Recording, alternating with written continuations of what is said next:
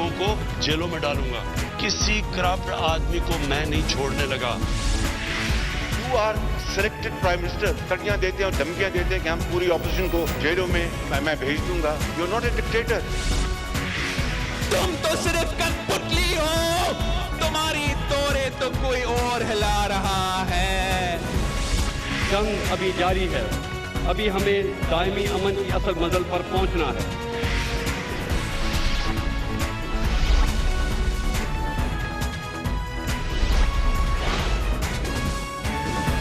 आप देख रहे हैं खबरों, तबसरों और तज्जियात पर मबनी पाकिस्तान का सबसे मोतबर न्यूज शो दुनिया, कामरान खान के साथ।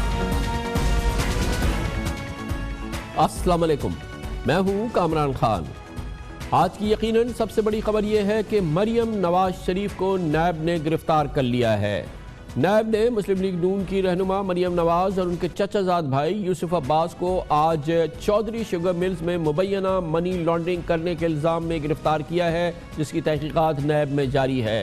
नैब ने मरियम नवाज को आज तलब कर रखा था, लेकिन वो नैब दफ्तर जाने के बजाय जब अपने वालिद नवाज शरीफ से कोट लखपत जेल में मुलाकात करके वापस जा रही थी, रास्ते में नैब की टीम ने उन्हें इंटरसेप्ट किया और गिरफ्तार कर लिया।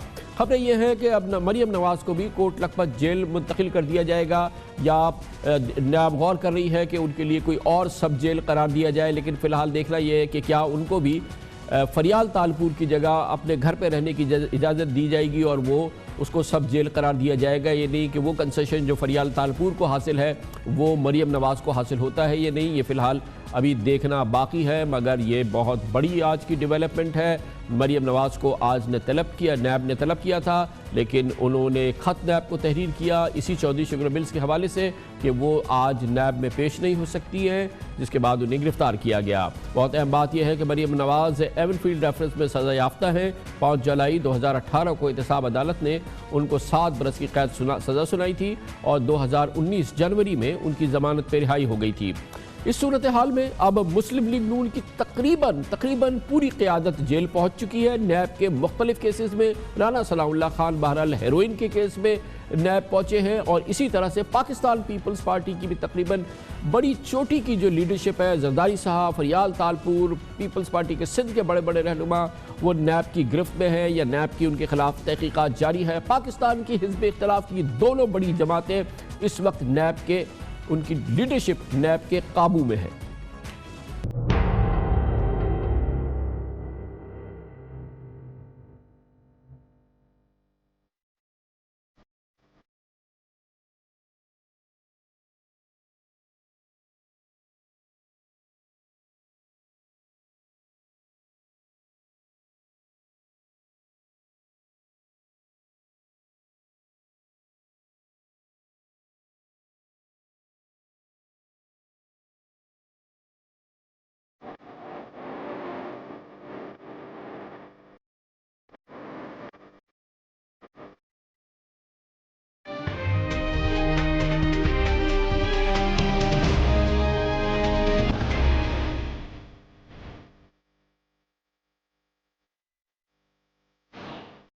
आज नैब अपने एलानिये में तस्दीक की है कि मरियम नवाज और यूसुफ अब्बास को चौधरी शुगर मिल्स केस में गिरफ्तार किया गया है। डॉक्टर्स की टीमें दोनों का तिब्बी मायना कर चुकी हैं और कल उन्हें एहतसाब अदालत लाहौर में रिमांड के लिए पेश किया जाएगा। उमूमन ये रिमांड जो है ये पहले 15 दिन का दिया जाता है और फिर चलता रहता है और कई महीनों भी चल सकता है।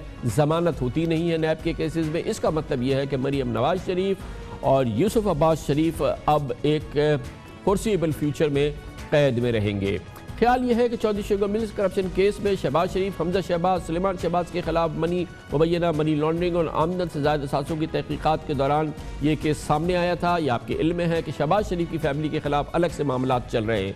चौधरी शुगर मिल्स के बोर्ड ऑफ डायरेक्टर्स में नवाज शरीफ, शहबाज शरीफ, मरियम नवाज, हमजा शहबाज, मरहूम अब्बास और शरीफ और उनके बेटे यूसुफ अब्बास और अजीज़ अब्बास शामिल रहे हैं। नैब का दावा है कि 2001 से 2017 के दरमियान शरीफ फैमिली ने चौधरी शुगर मिल्स में अरब ममालिक की कुछ शख्सियत के ज़रिए शेयर्स के नाम अरबों रुपए की सरमायाकारी की और दरअसल इसके ज़रिए मनी लॉन्ड्रिंग की गई और ये रकम मरियम नवाज़, हुसैन नवाज़ और हसन नवाज़ और यूसुफ अब्बास के अकाउंट्स में बार बार घुमाई गई, जबकि ये रकम वाइट मनी नहीं थी। इसका कोई प्रॉपर ट्रेल अवेलेबल नहीं है। पिछले हफ्ते नैब में तलबी के मौके पर मरियम नवाज़ और यूसुफ अब्बास चौधरी शुगर मिल्स में सरमायाकारी शेयर्स की खरीद फरोख्त और मुंतकली और गैर मुल्की शेयर होल्डर्स की तफसीलात के सवालों के तसल्ली बख्श जवाब नहीं दे सके थे, इसलिए उन्हें आज दोबारा तलब किया गया था, जिस पर आज मरियम नवाज़ ने इस सिलसिले में एक्सक्यूज़ कर लिया था। नैब को ख़त लिख दिया था कि वो नहीं आएंगी। मरियम नवाज़ से सवाल किया गया था कि वो बताएं कि 4 गैर मुल्की शख्सियात के साथ क्या उनके मालियाती ताल्लुकात हैं, जिनमें मुत्तहिदा अरब अमारात के नासिर अब्दुल्ला हुसैन लूथा, सैयद यूसुफ बिन जब्बार असऊदी और शेख ज़काउद्दीन और सऊदी अरबिया के हानी अहमद अल हुजूम शामिल हैं। मरियम नवाज़ ने कल ट्वीट की थी कि मैंने अभी तक नैब में जवाबात जमा नहीं कराए। पिछली पोशी पर मैंने साफ कह दिया था कि ख़ानदानी बिजनेस मामलात में डील नहीं करती, इसलिए जो कुछ पूछना है लिख कर दें। ये वो सूरत हाल है जिसकी बुनियाद पे आज मरियम नवाज़ शरीफ भी गिरफ़्तार हो गई है। पाकिस्तान की हिज़्ब इख्तिलाफ की तकरीबन तमाम कलीदी शख्सियात की तरह से आज उस फहरिस्त में मरियम नवाज़ का नाम भी शामिल हो गया है। इस पर हम बात करते हैं। इसके लिए हमें ज्वाइन कर रहे हैं हमारे नुमाइंदे खुसूसी हसन रज़ा, लाहौर में हमारे साथ मौजूद हैं। बहुत बहुत शुक्रिया हसन रज़ा साहब। ये बताइएगा कि इसी मामले में चौधरी शुगर मिल्स में बार बार 2-3 बार शायद मरियम नवाज़ पेश हुई हैं और बज़ाहिर ये लगता है कि वो उन्होंने इस सवालनामे से और नैब के सवालों से अपने जवाबों को तकरीबन ला ताल्लुक़ कर लिया था। अपैरेंटली वो कहती थी कि उन्हें इस बारे में कोई मालूमात नहीं है। देखिए खान साहब, जब आखिरी दफ़ा मरियम नवाज़ नैब लाहौर की कंबाइंड इन्वेस्टिगेशन टीम के सामने पेश हुई थी तो उस वक्त उन्होंने ये कहा था कि आप मुझे कुछ वक्त दें, और इन्होंने खुद ही जो है वो 8 अगस्त तक का वक्त मांगा था कि 8 अगस्त को मैं मुकम्मल रिकॉर्ड के साथ और हसन हुसैन के जवाबात के साथ जो है मैं पेश होंगी और आपके तमाम सवालात के जवाबात दे पाऊँगी। लेकिन आज वो पेश नहीं हुई और उससे और नैब की जानिब से उनको सवालनामा भी भिजवाया गया था जो मेरे पास मौजूद है। इस सवालनामे में मेंशन किया गया था कि बैरूनी ममालिक कौन कौन से किस किस शख्सियात से इनके राब्ते हैं और कौन सी तारीख को कितने पैसे की टीटी जो है इनके अकाउंट में मुंतकिल की गई, और ये भी मेंशन किया गया था कि कितनी ज़मीन इन्होंने ख़रीदी है वो टीटी के पैसों से। लेकिन तमाम के जवाबात, किसी भी सवाल का जवाब मरियम नवाज़ की जानिब से ना तो पेश किया गया ना भिजवाया गया, बल्कि आज ये भिजवाया गया जो ख़त, उसमें ये मेंशन किया गया कि अभी मुझे मज़ीद वक्त चाहिए, मैं आज जो है पेश नहीं हो सकती, और उन्होंने क्लियर लिख दिया था कि मैं पेश नहीं होंगी। जिसके बाद जो है ये नैब की जानिब से इनकी गिरफ्तारी का फैसला किया गया। चौधरी शुगर मिल केस पे बहुत सारे इल्ज़ामात लग रहे थे जो पहले भी आपने मुतअद्दिद बार जो है अहम इंकशाफात किए थे, सेम वही इल्ज़ामात हैं जो आज मरियम नवाज़ शरीफ पर लग रहे हैं। तो अभी और क्या पोजीशन है मरियम नवाज़ को, कहाँ रखा गया है? देखिए मरियम नवाज़ और यूसुफ के जो बेटे हैं यूसुफ अब्बास शरीफ, दोनों को जो है यहाँ पे नैब लाहौर में रखा गया है। यूसुफ अब्बास का सेल हमजा शहबाज के साथ वाला सेल नंबर 2 है, सेल नंबर 3 में हमजा शहबाज कैद हैं, और मरियम नवाज़ को डे केयर सेंटर जो बनाया गया था नैब लाहौर में उसको सब जेल करार दे दिया गया है और वहाँ पर ही रखा गया है। वहाँ पर पंजाब पुलिस की ख़वातीन एहलकार को तैनात किया गया है। क्या ऐसा कोई इम्कान है हसन कि जिस तरह से फरियाल तालपुर को उनके घर पे रहने की इजाज़त दी गई और उनके घर को सब जेल करार दिया गया, कोई ऐसी सहूलत जो है वो मरियम नवाज़ को मिलने का इम्कान है, या ये कि रिमांड के बाद वो नैब की तहवील में ही रहेंगी और नैब में ही कैद रहेंगी? क्या इस सिलसिले में क्या इत्तलात है? देखिए जब गिरफ्तार किया गया था तो उस वक्त लग रहा था कि शायद जाती उमरा या 96 ब्लॉक मौला टाउन या मानेटी को जो है वो करार दे दिया, सब जेल करार दे दिया जाए। लेकिन जब नैब की जानिब से ये फैसला कुछ देर कबल जो है फैसला सामने आया कि डे केयर सेंटर को ही सब जेल करार दे दिया गया है, तो उसके बाद जो मुख्तलिफ ज़राए हैं नैब के ज़राए, उनसे जब बातचीत की गई तो उनका ये कहना है कि यही सब जेल करार दिया जाएगा। जिस तरह फरियाल तालपुर का मामला सामने आया था उस तरह इनको तो कतई तौर पर जो है सब जेल के घर को करार नहीं दिया जाएगा, ये यहीं पर रहेंगी। और पुलिस जो ख़वातीन एहलकार हैं उनकी भारी तादाद यहाँ पर जो है वो तैनात कर दी गई है। तकरीबन जो है 100 ख़वातीन एहलकार यहाँ पर तैनात कर दी गई हैं ताकि मुकम्मल जो है वो ख़वातीन वहाँ पर जा सकेंगी, कोई मर्द वहाँ पर नहीं जाएगा। और जब कंबाइंड इन्वेस्टिगेशन टीम ने तहकीकात करनी होगी तो मरियम नवाज़ को बुलाकर उस रूम में ले जाया जाएगा जहाँ से इन्वेस्टिगेशन हो सकती है। अच्छा, अभी कुछ ही देर पहले जब उनको गिरफ्तार जी बताइए बात। जब उनको गिरफ्तार किया गया था तो दोनों एक ही कमरे में बंद थे। जब ज़रा ये बताते हैं कि वो उनकी जो गुफ्तगू जो उनकी थी वो बड़ी जो है अहम गुफ्तगू होती रही है, उनका पूरा मलबा जो है वो عمران خان پر جو ہے وہ ملبہ ڈالتے رہے کہ انہوں نے ہمیں گرفتار کیا ہے۔ اچھا یہ بتائیے حسن رضا، یہ بتائیے گا کہ چودھری شوگر ملز میں یہ پہلی گرفتاری ہے آج جو مریم نواز اور یوسف عباس شریف کی ہوئی ہے۔ اس کیس میں جتنی انویسٹیگیشن ہو رہی ہے، یہ نیا کیس ہے اس لحاظ سے، تو یہ پہلی گرفتاری ہے اب، اور اس میں دوسرے کون اہم شخصیات ہیں جو کہ اس انویسٹیگیشن کی زد میں ہیں؟ عبدالعزیز جو کہ عباس یوسف کے جو ہے یوسف عباس کے بھائی ہیں، ان کے وارنٹ گرفتاری جاری ہو چکے ہیں، ان کی گرفتاری مطلوب ہے۔ حسن اور حسین ان دونوں کی گرفتاری مطلوب ہے۔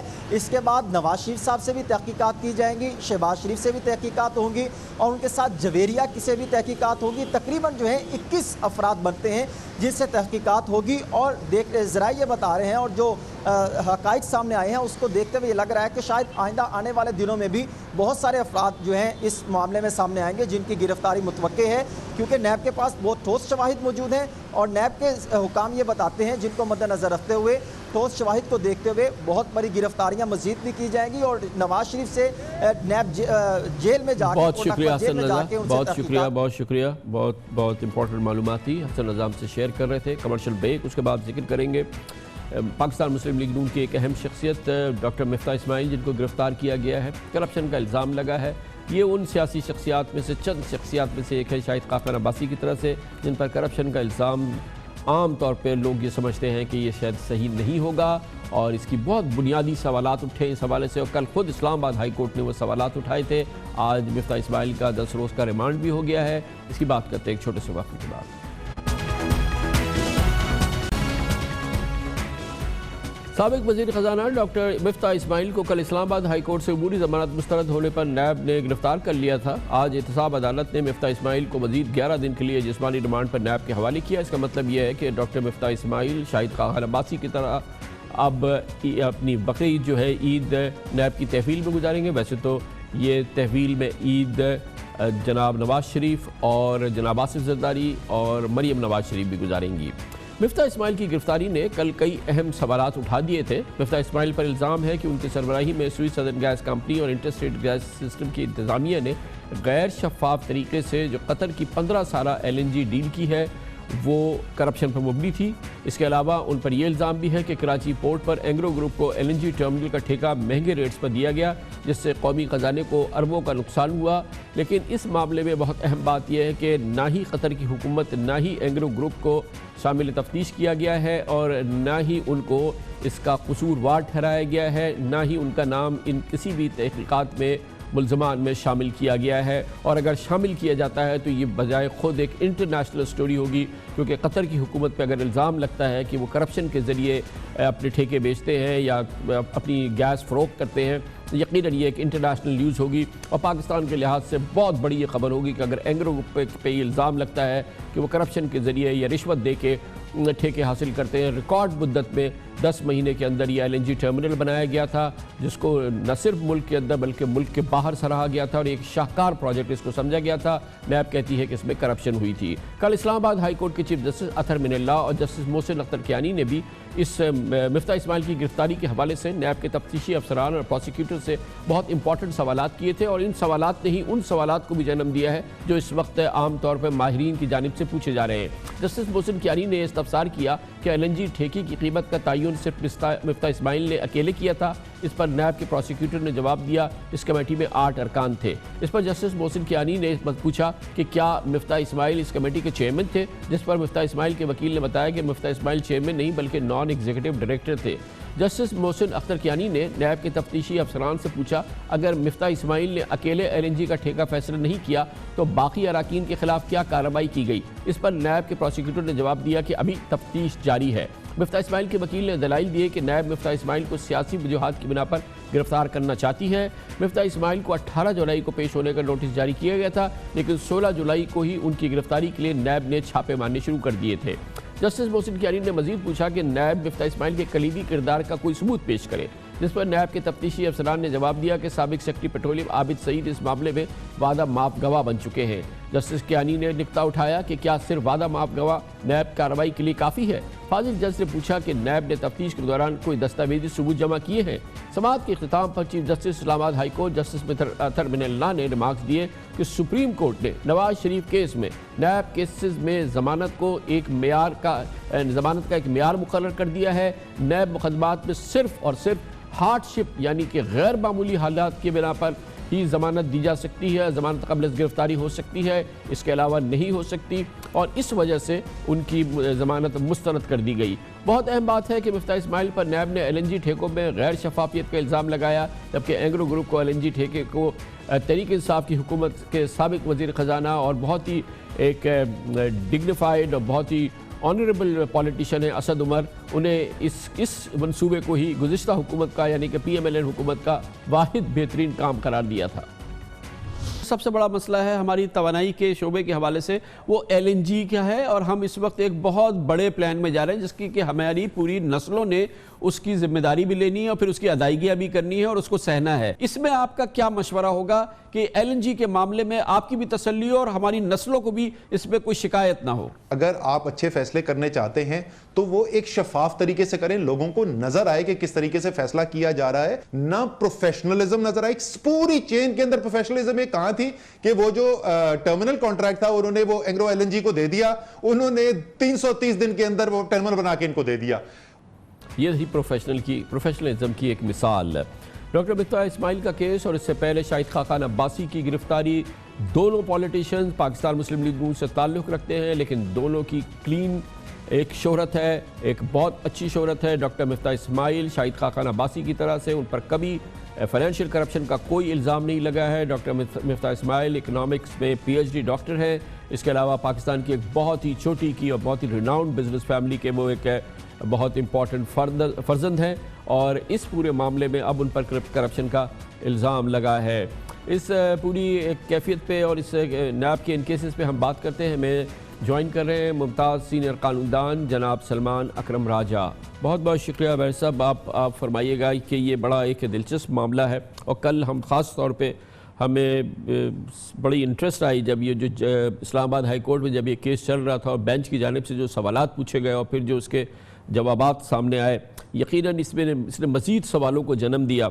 एक बुनियादी सवाल पूछा गया कि मिसाल के तौर पर मिफ्ताह इस्माइल के हवाले से कि इस केस में उनका क्या किरदार था, कितना कलीदी उनका रोल था गैस की ख़रीदारी में यानी कि कतर की से माहिदे में, और फिर LNG टर्मिनल देने में। और दोनों मामलों में पता चला कि वो एक फ़र्द ज़रूर थे और एक मुताद्दिद लोगों पर मुश्तमिल ये फ़ैसला साजी थी। और यही सवाल पूछा गया कि फिर एक शख्स इस मरहले पे गिरफ्तार क्यों हो जाता है और बाकी लोगों के खिलाफ कोई कार्रवाई क्यों नहीं होती? जी बिल्कुल, आपने ठीक सवालात उठाए हैं, और ये तमाम मामला जो है तकलीफ़ दह भी है और गौर तलब भी है। देखिए, अगर थोड़ा सा मुझे आप मौका दें, इसमें जो एक बुनियादी बात खुलकर सामने आ रही है और जिसके हवाले से मैं समझता हूँ कल इस्लामाबाद हाई कोर्ट ने एक मकालमा किया है, और वो ये है कि हमारे मुल्क में बेल का कानून क्या है और बेल का मयार क्या होना चाहिए। दुनिया के बेशतर ममालिक में ये समझा जाता है कि एक इंसान जिसके ख़िलाफ़ अभी तक कोई जुर्म साबित नहीं हुआ, उसकी आज़ादी जो है वो गैर मामूली हालात में ही सलब की जाएगी। और हमारे यहाँ उल्टा एक हिसाब चल पड़ा कि नैब अगर किसी की जानिब उंगली उठा देती है, कहती है कि इसको हम मुकदमे में ट्रायल में पेश करना चाहते हैं बतौर मुल्ज़िम, तो उसको पहले दिन से इस तरह समझा जाता है कि जैसे उसका जुर्म साबित हो गया, वो मुजरिम है, और अब उसकी जो आज़ादी है जो कि एक बुनियादी हक़ है हमारे आइन के तहत, आर्टिकल 9 के तहत, वो आज़ादी अब उसके लिए एक आसाइश है। बल्कि हमारी अदालतों ने ये लफ्ज़ इस्तेमाल किया है कि the concession of bell is to be granted in, जैसा कि आपने फरमाया, एक्सट्रीम हार्डशिप केसेस नाउ। अब ये एक बहुत बड़ा सवाल पैदा हो गया है कि अगर एक शख्स का बुनियादी हक़ है कि जब तक उसके ख़िलाफ़ जुर्म साबित ना हो वो आज़ाद रहे, आज़ादाना ज़िंदगी बसर करे, उसके ख़िलाफ़ आप ज़रूर बंदिश लगा सकते हैं कि मुल्क छोड़ के वो ना जाए, ट्रायल में वो शामिल रहे।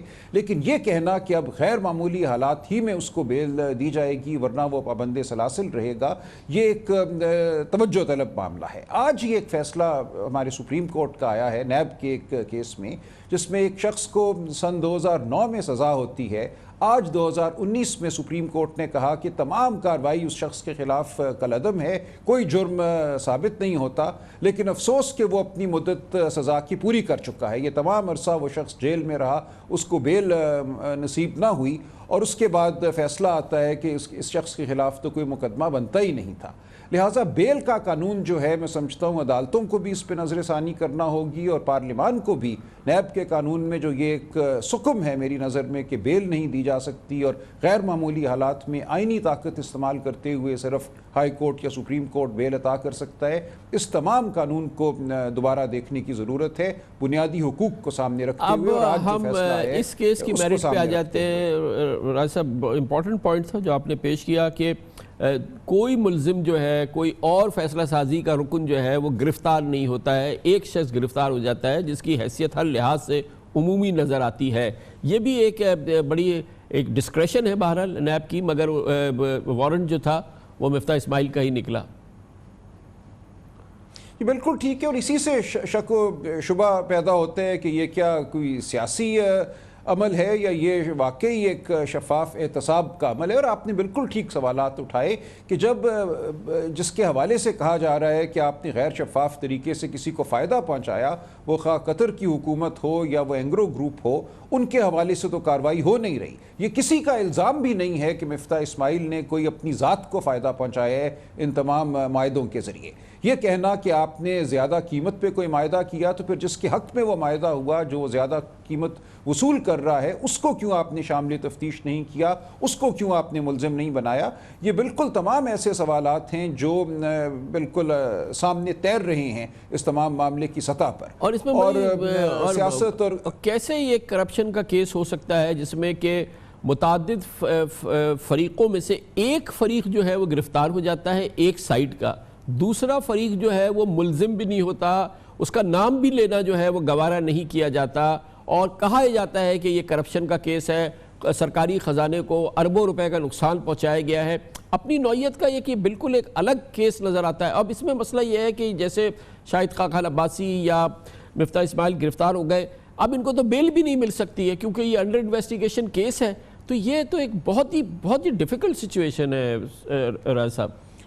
جی بالکل ایسا ہی ہے، کیونکہ یہ غیر معمولی جو ہارڈشپ کا معیار قائم ہو گیا ہے، اور اسی لیے میں سمجھتا ہوں اسلام آباد ہائی کورٹ نے کل جو سوالات اٹھائے وہ اسی لیے اٹھائے کہ ہر ایک کو نظر آ جائے کہ اس کیس کی نوعیت کیا ہے، لیکن ایسی صورت میں بھی ان کو یہ لگا کہ ان کے ہاتھ اب باندھ دیے گئے ہیں، وہ بیل نہیں دے سکتے۔ جو میاں نواز شریف کے کیس میں معیار قائم ہوا ہے، اس کے بعد خواہ ایک ہائی کورٹ یہ سمجھے کہ ایک شخص سے بظاہر زیادتی ہو رہی ہے، پھر بھی وہ اس کو بیل دینے کے قابل نہیں ہے۔ یہی وہ مکالمہ ہے جس کی طرف میں نے اشارہ کیا کہ ہماری عدالتوں کے درمیان بھی اور عدالت اور پارلیمان کے درمیان بھی یہ ایک اب مکالمے کی صورت ہے، اور ہم تمام لوگ بھی جو معاشرہ اس معاملے کو دیکھ رہا ہے، ہمارے لیے بھی ضروری ہے کہ ہم اس میں آواز بلند کریں اور تقاضا کریں کہ ایک شفاف عمل اور جس میں بیل کو اتنا مشکل نہ بنا دیا جائے۔ میں عرض کروں، جب امریکہ کی جنگ آزادی ہوئی تاج برطانیہ کے خلاف، ایک نقطہ اس جنگ آزادی کا یہ تھا کہ بادشاہ کی عدالتوں نے بیل کو بہت مشکل بنا دیا ہے،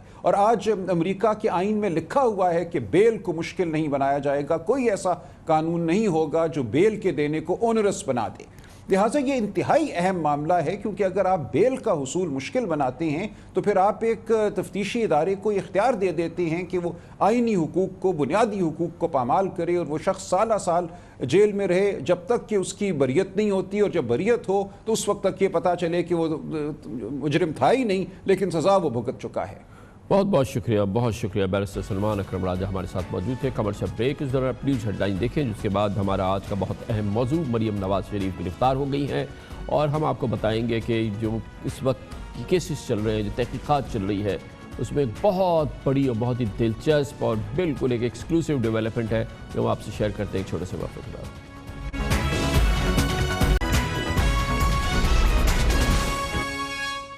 آپ دیکھ رہے ہیں خبروں، تبصروں اور تجزیات پر مبنی پاکستان کا سب سے معتبر نیوز شو دنیا، کامران خان کے ساتھ۔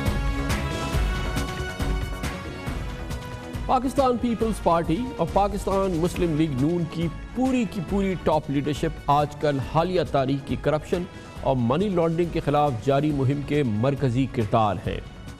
आज जो कहानी मैं आपको सुनाने जा रहा हूँ ये बहुत ही दिलचस्प कहानी है और ये कहानी है दुबई की एक मुअज़्ज़िज़ और पाकिस्तान से बेपनाह लगाव रखने वाली शख्सियत की, जिसे मुबैना तौर पे बैक वक्त आसिफ जरदारी और नवाज शरीफ ने अपने माली मकासद के लिए धोखे से इस्तेमाल किया। ये शख्सियत है जनाब नासिर अब्दुल्ला लूथा की। लूथा साहब दुबई की एक बहुत बड़ा बिजनेस ग्रुप चलाते हैं, बहुत नामी ग्रामी बिजनेसमैन हैं दुबई के। उनकी फैमिली ने ही दुबई इस्लामिक बैंक की बुनियाद डाली। लूथा साहब को हमेशा पाकिस्तान से बहुत लगाव रहा है, बहुत प्यार रहा है। पाकिस्तान में क़याम के लिए लूथा साहब ने DHA कराची में मुस्तकिल रिहाइश भी रखी हुई है और पाकिस्तान में उनकी आमद साल में 2 महीने 3 महीने ज़रूर रहती है। यही वजह है कि पाकिस्तान से उनके लगाव और प्यार में पाकिस्तान की कलीदी VIP शख्सियात जनाब लूथा के हल्का अहबाब में हमेशा शामिल रही है और कई दहाइयों से ऐसा है। लूथा साहब की जनरल ज़िया-उल-हक से भी खुर्बत थी, लेकिन आसिफ जरदारी और नवाज शरीफ तो उन्हें हमेशा अपना भाई कहते रहे। मगर बहुत दिलचस्प बात है, अब ये राज खुला है कि ये बरादराना मरासिम, ये भाई बंद की बातें बेमकसद नहीं थी। उस वक्त के सदर आसिफ जरदारी साहब ने 2009 में खाने की मेज़ पर जनाब लूथा का ताल्लुफ़ कराया AG मजीद से। AG मजीद से का ताल्लुफ़ करवाते हुए जनाब लूथा से आसिफ जरदारी ने कहा कि समझे ये मेरा बेटा है और ये एक बैंक बना रहा है, आप इसकी मदद करें और इसके सर पे हाथ रखें। यहाँ से शुरू हुआ उस बदनाम ज़माना समिट बैंक का सफ़र, जो कि इस वक्त आपको इसके बारे में किसी ताल्लुक़ की गुंजाइश नहीं है। और फिर ये ताल्लुक़ इस्तेमाल हुआ और फिर ये समिट बैंक इस्तेमाल हुआ उस वफाकी और सिंध हुकूमत में होने वाली अरब रुपयों की करप्शन और के पैसों की लॉन्ड्रिंग के लिए, क्योंकि ये पैसे कहीं ना कहीं से मुख्तलिफ जाली अकाउंट से होते हुए पहुँचते थे समिट बैंक में। और ये था मकसद समिट बैंक का दरअसल कि किसी सूरत से मनी लॉन्ड्रिंग की जाए और ये जो अरबों रुपए हुकूमत सिंध से करप्शन के जमा किए जा रहे हैं और 2008 से 2013 से वफाकी हुकूमत से जमा किए गए, उनकी बाकायदा लॉन्ड्रिंग हो सके। लूथा साहब के नाम पर सबसे पहले AG मजीद ने मॉरिशस में बनाई सुरूर इन्वेस्टमेंट बनी और उससे बनी फिर समिट बैंक और फिर समिट बैंक का बना दिया AG मजीद ने नासिर लूथा को चेयरमैन और उसका बोर्ड ऑफ डायरेक्टर का चेयरमैन बना दिया गया। और फिर चल सो चल गज़ब खुदा का, नासिर लूथा से सादे कागजात पर दस्तखत लिए गए। AG मजीद ने जिन सादे कागजात पर दस्तखत लिए वो अब भी लूथा साहब के पास मौजूद है। इन कागजात से लूथा के नाम पर अकाउंट समिट बैंक में खुले और बैंकिंग के हवाले से, इस बैंक के हवाले से तमाम जो मराहिल थे वो अबूर किए गए। और एक डॉक्यूमेंट के ज़रिए एक सादे कागज़ पे ये भी साइन करा लिया गया कि जब हम चाहेंगे ये आप जब चाहेंगे ये अकाउंट, ये अपना जो शेयर्स हैं, ये जो आपकी ओनरशिप है, ये जिस नाम पे हम चाहेंगे आप उसको मुंतकिल कर देंगे। उसके लिए ब्लैंक जगह छोड़ दी गई थी। फिर जो जाली अकाउंट समिट बैंक में उसके चेयरमैन के नाम पे खोले गए, यानी कि नासिर लूथा साहब के, उस अकाउंट से इन अकाउंट्स में हज़ारों मशकूक ट्रांजैक्शंस होती थी और लूथा साहब को उसको कानो कान खबर नहीं होती थी। अरबों रुपए बैंक के चेयरमैन के अकाउंट से आ रहे थे, जा रहे थे, कहीं कर्जे लिए जा रहे थे, कहीं इसमें पैसे आ रहे थे, कहीं रिश्वत के पैसे आ रहे थे। और उसके चेयरमैन को नासिर लूथा साहब को पाकिस्तान से मोहब्बत की ये सज़ा मिल रही थी और शायद ये सज़ा भी मिल रही थी कि आसिफ जरदारी उनको अपना भाई कहते थे और AG मजीद को लूथा साहब का बेटा बना दिया था क्योंकि वो उनका बेटा था। नासिर लूथा साहब की तो नींदें उड़ गई गुज़िश्ता साल, जब ये पता चला कि जाली बैंक अकाउंट और मनी लॉन्ड्रिंग का मामला सामने आए हैं और लूथा साहब के सामने हक़ाइक़ रखे गए, जिसके ज़रिए बताया गया कि वो दरअसल मनी लॉन्ड्रिंग करने वाले एक बैंक के चेयरमैन हैं। उस बैंक के चेयरमैन हैं जिसमें तकरीबन 100 अरब रुपए की मनी लॉन्ड्रिंग हुई है। उस बैंक के चेयरमैन हैं जहां पर उनके अकाउंट को इस्तेमाल किया गया है, ज़ाती अकाउंट को इस्तेमाल किया गया है मनी लॉन्ड्रिंग को करने के लिए और कई शख्सियात से पैसे लेके उसको कर्ज दिखाने के लिए। और ये तमाम चीज़ें ऐसी थी जिसने लूथा साहब की नींदें उड़ा दी।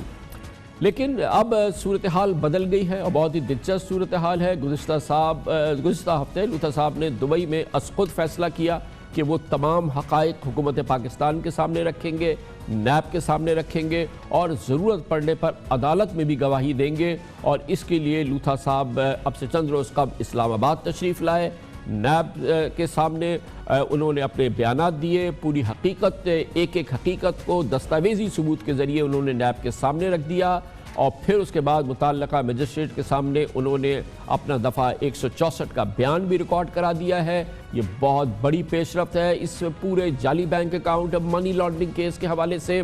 لوتھا صاحب نے سب بتا دیا ہے کہ کس طریقے سے یہ جال سازی کی گئی اس بینک میں، کس طریقے سے ان کا نام استعمال کیا گیا، کس طریقے سے ان سے بلینک ڈاکیومنٹس پہ دستخط کرا لیے گئے ہیں۔ اور یہ ہے وہ ڈیولپمنٹ جو اے جی مجید کے لیے، اومنی گروپ کے لیے، انور مجید کے لیے اور آصف زرداری صاحب کے لیے ایک بہت بڑا مسئلہ بنے گا، ایک بہت بڑا کیس بنے گا، اور یہ بہت بڑا بریک تھرو ہے جو کہ پاکستان کی محبت میں ناصر عبداللہ لوتھا نے دیا ہے، اور شاید اس وجہ سے دیا ہے کہ ان کے ساتھ دھوکہ کیا گیا۔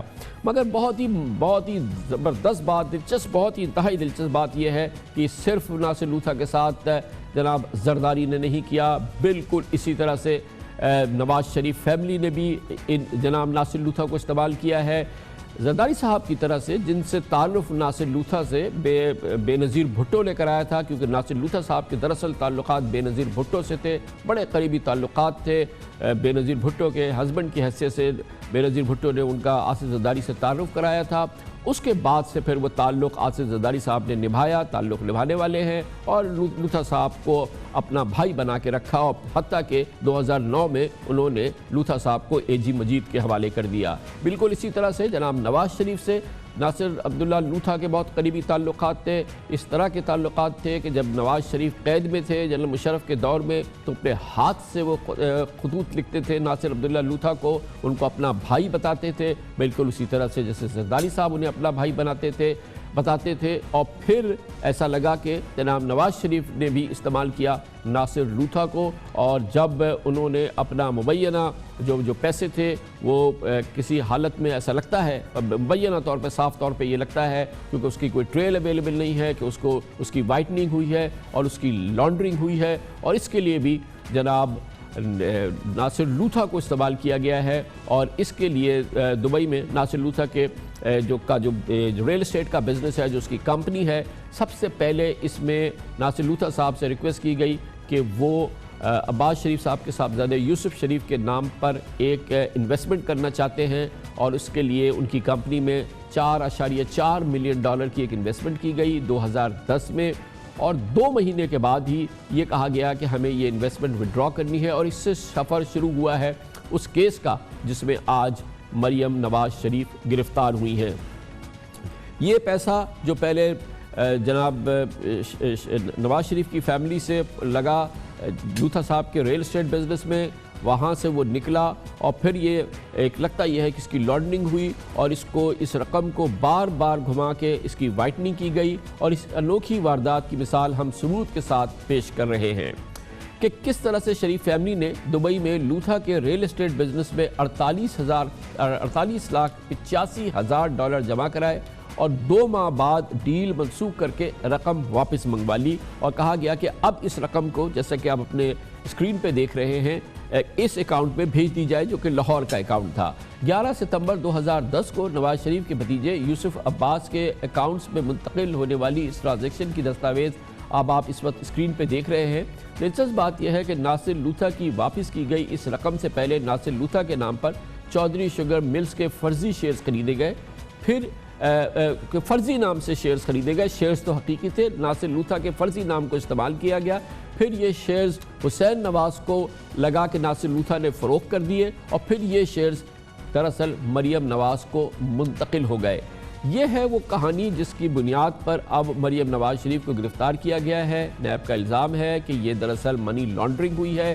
اس میں سب سے امپورٹنٹ بات یہ ہے کہ ناصر لوتھا صاحب نے نیب میں اپنے ایک بیان میں، جیسا کہ آصف زرداری کے بیان میں انہوں نے کہا ہے، اسی طرح سے انہوں نے نیب میں اپنے اس چودھری شوگر ملز کے بیان کے حوالے سے، شریف خاندان کے بیان کے حوالے سے کہا گیا ہے کہ ان کے نام کو استعمال کیا گیا، ان کو کانوں کان خبر نہیں ہے، انہیں رتی برابر علم نہیں ہے کہ ان کے نام سے چودھری شوگر ملز میں شیئر خریدے گئے ہیں، پھر یہ شیئرز انہوں نے حسین نواز کو بیچ دیے ہیں اور حسین نواز سے وہ شیئر مریم نواز کو پہنچ گئے ہیں۔ انہوں نے اس کا باقاعدہ حلفیہ بیان بھی دے دیا ہے کہ ایسی کوئی بات ان کے علم میں نہیں ہے، کانوں کان ان کو خبر نہیں ہے کہ ان کا نام اس طریقے سے استعمال کیا گیا ہے، اور یہ بات بھی اب نیب کے ریکارڈ کا حصہ ہے، اور یہ بات بھی وہ ہے جس میں کہ جناب ناصر لوتھا کہتے ہیں انہیں بیوقوف بنایا گیا، انہیں بھائی بنایا گیا، اور بھائی بنانے کے بعد شاید انہیں ماموں بنا دیا گیا، جیسے کہ اس وقت یہ صورتحال نظر آ رہی ہے۔ دلچسپ بات یہ ہے کہ شریف خاندان کے حوالے سے پاناما کیس میں قطری کا خط سامنے آیا تھا، جس میں قطر کے شہزادے حمد بن جاسم الثانی کے حوالے سے بتایا گیا تھا کہ 1980 میں دبئی کی سٹیل ملز بیچ کے نواز شریف کے والد میاں شریف نے 12 ملین درہم قطر کے ثانی گروپ کے ریل اسٹیٹ بزنس میں لگائے تھے، جس کی بنیاد پر میاں شریف کے پوتے حسین نواز کو 2006 میں الثانی فیملی کے لنڈن فلیٹس میں کے معاملات طے پائے تھے۔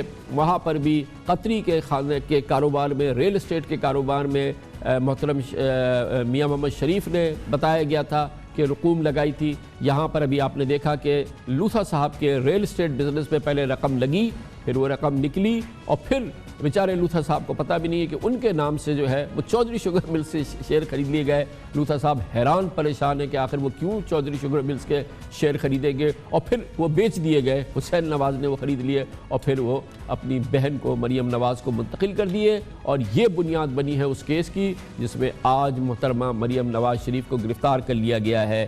یہ کیس جو جناب ناصر عبداللہ لوتھا کا ہے، جو پاکستان سے انتہائی محبت کرنے والی شخصیت ہے، ایک نیک شخصیت ہے، ایک عبادت گزار شخصیت ہے، لوگ جانتے ہیں کہ وہ بہت ہی ڈگنیفائڈ بزنس مین ہیں، پاکستان میں انویسٹمنٹ کر رہے ہیں، پاکستان سے ان کا ایک بڑا زبردست لگاؤ ہے، کہ کس طریقے سے ان کو استعمال کیا گیا، کس طریقے سے ان کو دھوکہ دیا گیا، کس طریقے سے ان کے اعتماد کو بے پناہ بے دریغ استعمال کیا گیا، اور اس کو کس طریقے سے نقصان اس کو پہنچایا گیا ہے۔ ناصر لوتھا صاحب بہرحال اب بھی پاکستان سے محبت رکھتے ہیں، اور اس کا اظہار انہوں نے اس انداز سے کیا ہے کہ یہ تمام معاملات بلا جھجک انہوں نے پاکستانی حکام کے سامنے رکھ دیے ہیں۔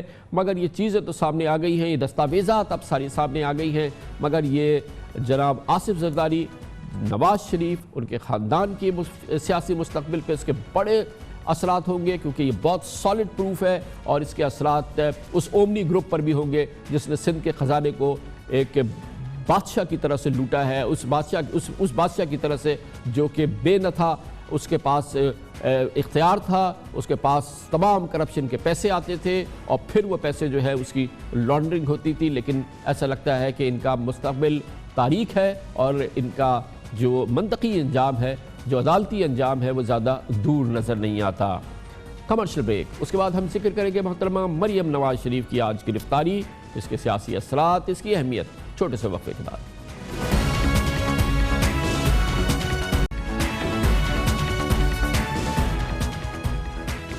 وزیراعظم عمران خان اپنی حکومت کا پہلا سال اب مکمل کرنے ہی والے ہیں، اور اس میں تقریباً ایک ہفتہ رہ گیا ہے، اور قوم سے کیا گیا ایسا لگتا ہے کہ کم از کم کچھ کیا ہو نہ کیا ہو، سب سے بڑا وعدہ تو وہ پورا کر چکے ہیں۔ آج اس کی تکمیل لگ رہی تھی جب مسلم لیگ نون کے جارحانہ بیانیہ کو پیش کرنے والی مریم نواز کو نیب نے گرفتار کر لیا، اور اس طرح سے اس وقت اپوزیشن کی دونوں بڑی جماعتیں، مسلم لیگ نون اور پیپلز پارٹی کی تقریباً تمام نامی گرامی رہنما اس وقت قید میں ہیں، نیب کی گرفت میں ہیں، اور نیب کے کیسز کا سامنا کر رہے ہیں۔ کرپشن کے خلاف وزیر اعظم عمران خان کا قوم سے یہ وعدہ الیکشن سے پہلے اور الیکشن کے بعد کہ وہ کرپشن کے میں ملوث عناصر کو جیل میں ڈالیں گے، کم از کم یہ وعدہ تو وہ پورا کرتے نظر آئے ہیں۔ خاقان عباسی بار بار تقریریں کر رہے تھے کہ مجھے جیل میں ڈالو، اگر میں نے کچھ غلط کیا جیل میں ڈال دیا اب ہم نے اسے۔ مولانا فضل الرحمان کہتا ہے کیا تب ہم سب اکٹھے ہوں گے جب ہم سب جیل میں ہوں گے؟ ہاں مولانا فضل الرحمان، سب جیل میں اکٹھے ہوں گے۔ مریم بی بی بڑا شور مچائے گی، لیکن مریم بی بی پیسہ واپس کر دیں، وہ جیل سے باہر جا سکتے ہیں۔ کم از کم زرداری کا جو یہ فیک اکاؤنٹس میں 100 ارب روپے سے اوپر ہے، उधर बुशरीफ खानदान, उनका 100 अरब से ऊपर ज्यादा बाहर है। जवाब देना पड़ेगा। अगर आपने जेलों से बचना है, सिर्फ एक तरीका, मुल्क का पैसा वापस करो। इक्तदार में आया इसलिए था कि मैं इन चोरों और लुटेरों का एहतसाब करना था। जितनी देर मैं रहूंगा पावर में, उतनी देर इनके लिए खतरे की घंटी बज रही है और खतरा इनके लिए बढ़ता जा रहा है, क्योंकि इनको पता है, और वो जो सबसे ज्यादा शोर मचा रहे हैं उनको ये पता है कि उन्होंने थोड़ी देर के बाद जेलों में जाना है। एक एक को हमने पकड़ के इंशाल्लाह जेलों में डालना है। बिल्कुल, इमरान खान ने जो वादा किया और कौम से कहा वो सच कर दिखाया, कम से कम इस मामले में। बाकी मामलात में यकीनन बहुत कुछ करना बाकी है, कुछ मामलात ऐसे हैं जिसमें कुछ नहीं हुआ है। इस वक्त मुस्लिम लीग नून और पीपल्स पार्टी की तमाम नामी ग्रामी शख्सियात या तो जेल में हैं या नैब केस की जकड़ में हैं। बहुत अहम बात यह है कि आज मरियम नवाज़ की गिरफ्तारी के बाद पीपल्स पार्टी के चेयरमैन बिलावल भुट्टो जरदारी कौमी असम्बली में खूब गरजे बरसे, इंतहाई जज्बाती अंदाज में थे। बिलावल भुट्टो जरदारी ने कौमी असम्बली में जो ज़बान इस्तेमाल की, उसके अल्फाज को डिप्टी स्पीकर कासिम सूरी ने हज़फ कराया, मगर बिलावल भुट्टो जरदारी बहुत ही ज़बरदस्त जज्बात में बिखरे हुए थे। इसलिए भी ये सीन देखने से ताल्लुक़ रखता था कि वो पाकिस्तान पीपल्स पार्टी के रहनुमा हैं और बिखरे थे वो मुस्लिम लीग नून की मरियम नवाज शरीफ की गिरफ्तारी पर। एक खवातीन को इस हुकूमत ने अरेस्ट किया है। जनाब स्पीकर, मेरे खानदान इस मुल्क में नस्लों से सियासत कर रहा है। हमने सब कुछ देखा है। जालिम आमिर जिया वो वाहिद आमिर था जो इस मुल्क में अपने सियासी मुखालिफिन के ओहदे के पीछे पड़ते थे, और फिर से ये नया आमिराना नया पाकिस्तान में हम पहली दफा ये देख रहे हैं कि आप इतने इस इल्फाज को निकाला जाए, ईवान की कार्रवाई से निकाला जाए इसको। तारीख याद रखेगा कि इमरान खान जो कि इंसाफ का बात करता था, जो इंसाफ की बात करता था, जो इस मुल्क के नौजवानों को कहता था कि मैं इंसाफ करूंगा, मैं सबको मौका दूंगा, इस नया पाकिस्तान में कोई कन्विक्शन के बगैर आज आपने मरियम नवाज साहिबा को गिरफ्तार किया है। इस बात में मैं खामोशी, नारेबाजी बिल्कुल बर्दाश्त नहीं की जाएगी। कोई नारेबाजी यहाँ पे ना लगाए। ये आपने अंदाज देखा, जनाब बिलावल भुट्टो जरदारी का जज्बात में बिखरे हुए थे और हर लिहाज से जज्बात बेकाबू हो रहे थे। मगर बहुत ही दिलचस्प बात है जो रद्द अमल आया है मरियम नवाज शरीफ के चचा जनाब शहबाज शरीफ का है, मुस्लिम लीग नून के सदर कायदे हिज़्ब इख्तिलाफ का। हमारे पास कोई ऐसा उनका बयान नहीं है हम आपको दिखा सकें, क्योंकि उन्होंने एक तहरीरी बयान पर इक्तफा किया है और चंद जुमलों के इस बयान से आगे जनाब शहबाज शरीफ का आज कोई हमें रद्द अमल नज़र नहीं आया है। ये तहरीरी बयान ज़रूर सामने आया है, शहबाज शरीफ साहब सामने नहीं आए इस हवाले से बात करने के लिए, ना ही पार्लियामेंट में और ना ही किसी और मकाम पे उन्होंने इस हवाले से कोई बात की है। बड़ी ये ज़ूमानी कैफियत है जो कि हम देख रहे हैं, क्योंकि हर लिहाज से जनाब शहबाज शरीफ का पूरा जो पोस्चर है वो मुदाफ़ियाना है, जारहाना अंदाज जो है वो उससे कहीं दूर नज़र आते हैं, और यकीनन वो काफ़ी दूर थे जब मरियम नवाज शरीफ और बिलावल भुट्टो जरदारी पाकिस्तान मुस्लिम लीग नून की ये लीडरशिप और पीपल्स पार्टी जो है करीब होती नज़र आई है। शहबाज शरीफ साहब ने शायद इसमें कुछ नागवारी का इजहार किया था, लेकिन आज बहरहाल उन मरियम नवाज शरीफ की गिरफ्तारी पर शहबाज शरीफ साहब का रद्द अमल जारहाना नहीं है, मुदाफ़ियाना है, जो कि बहुत ही दिलचस्प सूरत हाल है। ये आज की एक और डेवलपमेंट, और पाकिस्तान की टॉप पॉलिटिकल लीडरशिप इस वक्त नैब की कैद में। इन तमाम अमूर पर बात करते हैं, इसके लिए इसके कानूनी और आइनी और लीगल पॉइंट ऑफ व्यू से इसको देखते हैं। और एक बार फिर हमें ज्वाइन कर रहे हैं मुमताज़ कानूनदान हैं, बैरिस्टर साद रसूल हमारे साथ हैं। बहुत बहुत शुक्रिया बैरिस्टर साहब। बहुत ही दिलचस्प माहौल है, पाकिस्तान की अपोजिशन लीडरशिप ऑलमोस्ट जो पूरा स्पेक्ट्रम है वो कवर हो गया है, नैब की गिरफ्त में है, और किसी के खिलाफ इंक्वायरी है तो वो अरेस्ट है, किसी के खिलाफ इन्वेस्टिगेशन है वो अरेस्ट है, तो कोई किसी का रेफरेंस है, किसी के खिलाफ दूसरे मामलात हैं। ये यकीनी बात है कि शायद बेकसूर कोई नहीं है। हम इसमें राना सनाउल्लाह का केस शामिल नहीं कर रहे क्योंकि उन्हें ANF ने शामिल किया है, मगर जो ट्रीटमेंट है वो मौजूदा माहौल के लिहाज से अपोजिशन फोकस्ड लगता है। خان صاحب، اس میں کوئی دو رائے نہیں ہے کہ جو بیشتر گرفتاریاں ہیں وہ اپوزیشن پولیٹیکل پارٹیز کی ہیں، خاص طور پہ اپوزیشن پولیٹیکل پارٹیز کی اس لیڈرشپ کی ہیں جس کو کہ عمران خان صاحب اب سے پہلے بھی اپنی سیاسی تنقید کا نشانہ بناتے رہے. لیکن ساتھ ہی ساتھ یہ بات بھی ایکسیپٹ کرنی پڑے گی کہ جو گرفتاریوں کا قانون جس کے تھرو گرفتاریاں کی جا رہی ہیں، خاص طور پہ احتساب کے عمل میں، ہم رانا ثناء اللہ صاحب کا کیس علیحدہ رکھتے ہوئے احتساب کے عمل میں، وہ قانون نیب کا وہی قانون ہے جس میں چیئرمین نیب کو سیکشن 24 کے نیچے گرفتاری کرنے کی انکوائری، انویسٹیگیشن یا ریفرنس کی سٹیج پہ، کسی بھی سٹیج پہ، یا انکوائری کی سٹیج پہ یا انویسٹیگیشن کی سٹیج پہ یا ریفرنس کی سٹیج پہ، یہ قانون نے اختیار دیا ہوا ہے. اور یہ وہی قانون ہے جو کہ پیپلز پارٹی کی گورنمنٹ کے دوران بھی استعمال ہوتا رہا، یہ وہی قانون ہے جو PMLN کی گورنمنٹ کے دوران بھی استعمال ہوتا رہا. بیشتر مواقعات ملے اور یہ وہی قانون ہے بیرسٹر صاحب، یہ وہی قانون ہے کہ جسے نہ پیپلز پارٹی کی حکومت نے اس کو حذف کیا اس قانون سے، نہ PMLN کی حکومت نے حذف کیا، نہ اکٹھے حذف کیا، نہ ہی اس قسم کی کسی سجیشن کو انٹرٹین کیا ان دونوں حزب اختلاف کی جماعتوں نے جبکہ وہ اکثریت میں تھیں یا حکومت میں تھیں. تو گویا کہ یہ وہ قانون ہے جس کو انہوں نے اپنایا، اب آج ان پر استعمال ہو رہا ہے. بالکل آپ نے درست فرمایا. آپ نے جو خاص طور پہ جب اکٹھے والی بات کی، جو 2008 میں جب شروع میں پیپلز پارٹی کی گورنمنٹ بنی تھی تو اس وقت 18ویں ترمیم کے اوپر اور دیگر چیزوں کے اوپر بحث ہونے کی بات عمل شروع ہوا، کیونکہ 18ویں ترمیم اس کے کچھ عرصہ بعد 2 سال بعد آئی. لیکن پیپلز پارٹی نے کنسلٹیشن کا پروسیس شروع کر دیا کیونکہ وہ NRO کے فوراً بعد گورنمنٹ آئی تھی. تو اس وقت نیب کے قانون کے اوپر بھی نظر ثانی کرنے کے لیے پیپلز پارٹی نے کچھ بات کی اور اس کے اوپر تفصیلاً ایک رضا ربانی صاحب کی اور دیگر لوگوں کے بیانات موجود ہیں کہ نیب کی اریسٹ پاورز کو ری وزٹ کرنا چاہیے.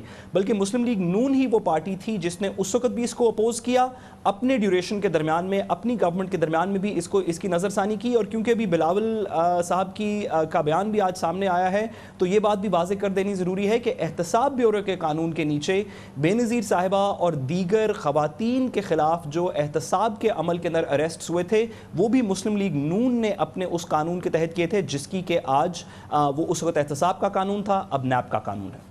اچھا، اب ایک دلچسپ بات یہ ہے کہ سپریم کورٹ نے واضح طور پہ خود نواز شریف صاحب کے کیس میں واضح کر دیا ہے کہ ضمانت جو ہے وہ بہت ہی شدید ہارڈشپ کے کیس میں ہو سکتی ہے.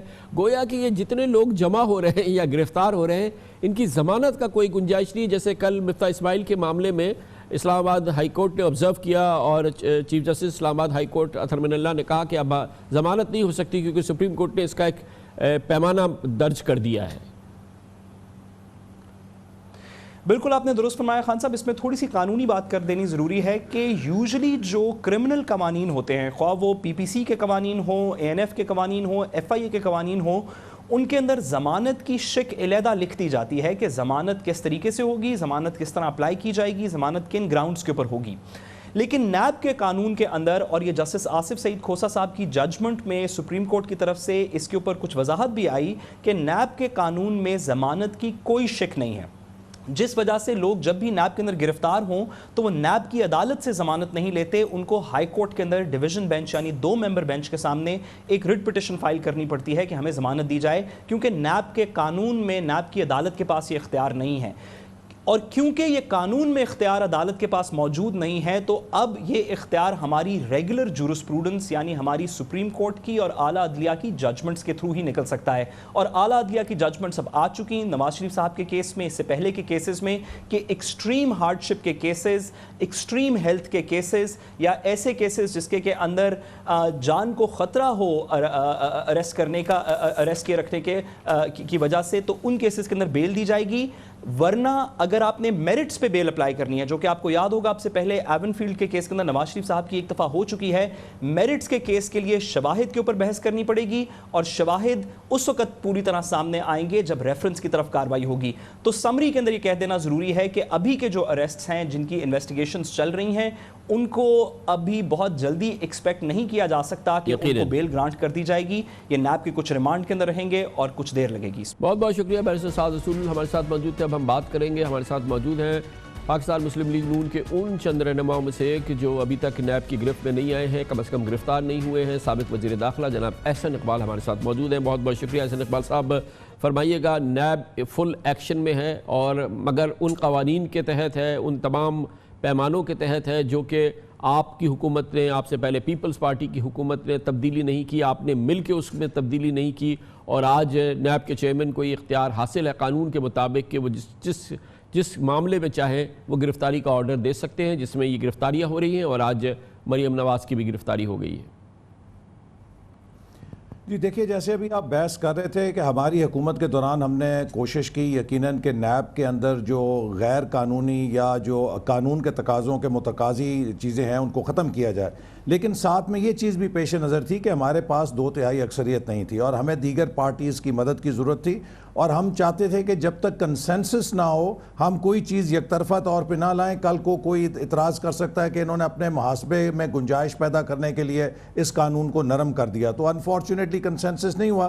لیکن اب مجھے یہ افسوس سے کہنا پڑتا ہے کہ اس حکومت نے انہی پروویژنز کو پولیٹیکل وکٹمائزیشن کے لیے استعمال کیا ہے تاکہ یہ اپنے مخالفین کو آؤٹ آف ایکشن کریں، ان کی زبان بندی کریں، ان کو میدان سے باہر نکالیں تاکہ وہ ان کی جو کمزوریاں ناکامیاں ان کو اجاگر نہ کریں۔ آپ ابھی کہہ رہے تھے اپنے انٹرو میں کہ اس حکومت نے ایک وعدہ پورا کر دیا کہ ساروں کو گرفتار کر کے اندر کر دیا، بہت اچھی بات ہے، لیکن گرفتار کرنے تو غریب کو روٹی تو سستی دے دیں، غریب کو بجلی اور گیس تو سستی دے دیں، یہ بھی آپ کے وعدے تھے، وہ 1 کروڑ نوکریاں تو دے دیں جو آپ نے دینی تھی، وہ بھی آپ کے وعدے تھے۔ تو سوال یہ ہے یہ تو ایک وعدہ پورا ہو گیا، لیکن بعض چیزوں میں تو ایک حرف بھی پورا نہیں ہوا ہے۔ آپ نے اپنی مرضی کی بات سنی، نہیں پورا نہیں ہوا، چوڑ ہو گیا سارا کام۔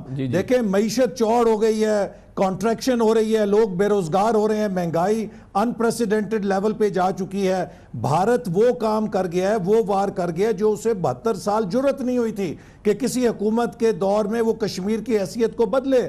اور کامران صاحب، میں افسوس سے کہنا چاہتا ہوں، مجھے نہیں پتا کہ یہ عقل پہ ان کے تالے پڑ گئے ہیں یا پردے پڑ گئے ہیں کہ ابھی اس قرارداد کی سیاہی نہیں خشک ہوئی جس میں پوری قوم نے یکجا ہو کے بھارت کو پیغام دیا، اتحاد کے ساتھ کشمیریوں کو پیغام دیا۔ آپ نے 24 گھنٹوں کے اندر اس اتحاد کو فریکچر کر دیا۔ آپ نے کس کی خدمت کی؟ آپ نے مودی کی خدمت کی یا کشمیر کے عوام کی خدمت کی؟ اگر آپ نے یہ کام کرنا ہی تھا 10 دن انتظار کر لیا ہوتا۔ احسن اقبال صاحب، یہ بتائیے گا کہ اپوزیشن لیڈرشپ آپ چند لوگوں کے علاوہ سب اندر ہو گئی ہے، سب گرفتار ہو گئے ہیں، کیا کریں گے اب آپ لوگ؟ دیکھیے، اس سے ہماری سیاسی جد و جہد پہ اثر نہیں پڑ رہا۔ یہ تمام لوگ جب سے گرفتار ہوئے ہیں، مسلم لیگ نون کا سٹاک نیچے نہیں جا رہا، اوپر جا رہا ہے۔ اور آپ نے دیکھا حالیہ دنوں میں مریم نواز صاحبہ جہاں پہ گئیں انہیں انپریسیڈنٹڈ کراؤڈز ملے، رات کو 4 بجے 5 بجے صبح پورا شہر جاگتا ہوا ملا۔ تو اس لیے لوگ سمجھ گئے ہیں کہ یہ سب کاروائی جو ہے یہ انتقامی ہے۔ اگر آپ نے کرپشن کے خلاف پروسیڈ کرنا ہے تو بابا پہلے بی آر ٹی منصوبہ جو پشاور کا اس کو پکڑیں۔ کراؤڈ کون اٹریکٹ کرے گا، کون باہر جائے گا، کون صبح 4-5 بجے تک لوگوں کو ریچ آؤٹ کرے گا، جلوس نکالے گا، جلسے کرے گا؟ مریم بالکل کر رہی تھی مگر اب تو وہ گرفتار ہو گئی ہیں، اب ان کی جگہ کون آئے گا؟ جی آپ یہ دیکھیں کہ انشاءاللہ اس پر بھی ہمارے پاس پلان بی بھی ہے، پلان سی بھی ہے، پلان ڈی بھی ہے، اور یہ سفر اسی طرح جاری رہے گا۔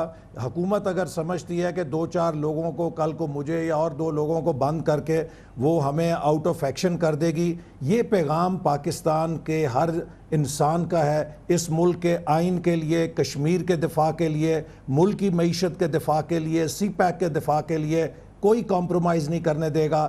اس حکومت کا جو ایجنڈا ہے اس کے راستے میں مزاحمت کرنا اب ہم سمجھتے ہیں ہمارا قومی فرض ہے، اور اس کو ہم باہر رہ کے بھی کریں گے، جیل کی کوٹڑی سے بھی کریں گے، اور شاید جیل کی کوٹڑی سے زیادہ طاقتور یہ پیغام نکلے گا۔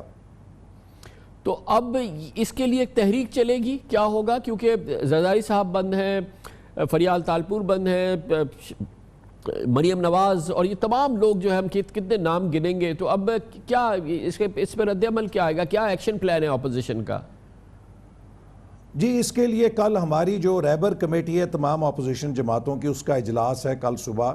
ہم اس کے اندر بھی مختلف تجاویز، دیکھیے ہمارا 1 پوائنٹ ایجنڈا تھا کشمیر، کہ ہم کشمیر کے اوپر اتحاد کے لیے کیا کریں آئندہ۔ اب کل ہم جب ملیں گے کشمیر کے ساتھ مریم نواز صاحبہ کی گرفتاری سے پیدا شدہ صورتحال اور اس کے بعد ہمارا رسپانس وہ بھی آئے گا. قوم کو تقسیم کر دیا, آپس میں گتھم گتھا کر دیا, کس کا ایجنڈا پورا کیا. اسی طرح ہماری کل پارلیمنٹری پارٹی کا اجلاس ہے جس کی صدارت شہباز شریف صاحب کریں گے, اس میں پارٹی بھی اپنا رائے عمل بنائے گی اور اپوزیشن انشاءاللہ آپ دیکھیں گے زیادہ توانا ہوگی. کیمرے پہ کوئی اپنے رد عمل کا اظہار نہیں کیا, ایک تحریری بیان چند سطری کا ضرور آیا. بلاول بھٹو کا ہم نے دیکھا رسپانس مریم کی گرفتاری پہ, بہت ہی ویزبلی بہت زیادہ اینگری لگ رہے تھے, مگر شہباز شریف صاحب ایسے نظر نہیں آئے. جی شہباز شریف صاحب دیں گے, چونکہ آپ کو معلوم ہے کہ نواز شریف صاحب کو کسی سے ملنے کی اجازت نہیں ماں سوائے ان کے اہل خانہ سے. تو آج ان کی ملاقات کا دن تھا جس کے لیے شہباز شریف صاحب قومی اسمبلی کے اجلاس میں شریک نہیں تھے. وہ لاہور ان سے ملاقات کے لیے گئے ہوئے تھے, اسی لیے وہ آج یہاں پر موجود نہیں تھے, لیکن کل وہ ہوں گے, اپنا وہ اس کے اوپر موقف بھی دیں گے. اور آپ دیکھیں گے کہ مسلم لیگ نون اس کے بعد کمزور نہیں ہوگی, مزید توانائی آئے گی. اب ہمارے کارکنوں میں زیادہ جوش ہے. احسن اقبال صاحب ہمارے ساتھ موجود تھے. کمرشل بریک, اس کے بعد ہم ذکر کریں گے اس کیمپین میں جو اس پہ جاری ہے. بظاہر یہ لگتا ہے بلکہ کافی ٹھوس یہ اشارے مل رہے ہیں کہ اگلی باری جو ہے وہ جناب خورشید شاہ کی آنے والی ہے, جس کے بارے میں نیب کے ذرائع کہتے ہیں کہ سینکڑوں ارب روپے کے ان کے اثاثے ہیں جو کہ ان کے فرنٹ مین کے نام پر ہیں, بے نامی ہے, ان کا سراغ لگایا گیا ہے. اس کے ساتھ ساتھ واضح اشارے مل رہے ہیں کہ شاید مراد علی شاہ کی بھی باری آ گئی ہے اور ان کی دوہری شہریت کا معاملہ جو تھا, جو دبا ہوا تھا, وہ اب سامنے آ گیا ہے. ویسے بھی ان کے خلاف ایک ریفرنس نیب کا بالکل تیار ہو چکا ہے, خورشید شاہ, مراد شاہ. اگلا نمبر شاید ان دو شاہوں کا ہے. اس کی بات کرتے ہیں چھوٹے سے وقفے کے بعد.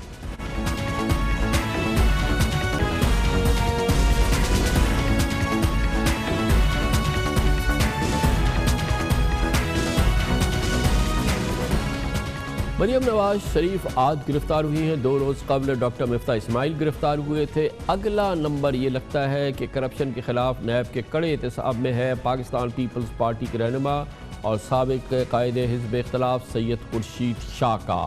نیب نے خورشید شاہ کے بارے میں خبر دی ہے اور یہ اس کے ذرائع سے خبریں آئی ہیں کہ اس نے اربوں روپے سے, سینکڑوں اربوں روپے سے زائد کے اثاثوں اور کئی بے نامی اثاثوں کا سراغ لگایا ہے جن کا تعلق ہے خورشید شاہ سے. اس کا دعویٰ کیا گیا ہے, جبکہ اس کے بعد وزیر اعلیٰ سندھ مراد علی شاہ قانون کی گرفت میں آئیں گے, اس کا امکان نظر آتا ہے, جن کے خلاف نیب کے کرپشن الزامات کے علاوہ دوہری شہریت پر نااہلی کا case supreme court of Pakistan میں شروع ہو چکا ہے. نیب ذرائع کے مطابق خورشید شاہ اور ان کے اہل خانہ کے کراچی, سکھر, روڑی اور سندھ کے دیگر شہروں میں 105 بینک اکاؤنٹس ہیں.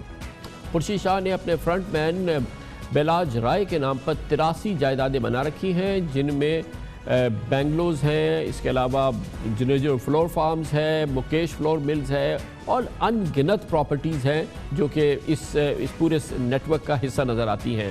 خورشید شاہ صاحب کی مبینہ بے نامی جائیدادوں میں عمر جان نامی شخص کا بھی ایک اہم کردار بتایا گیا ہے.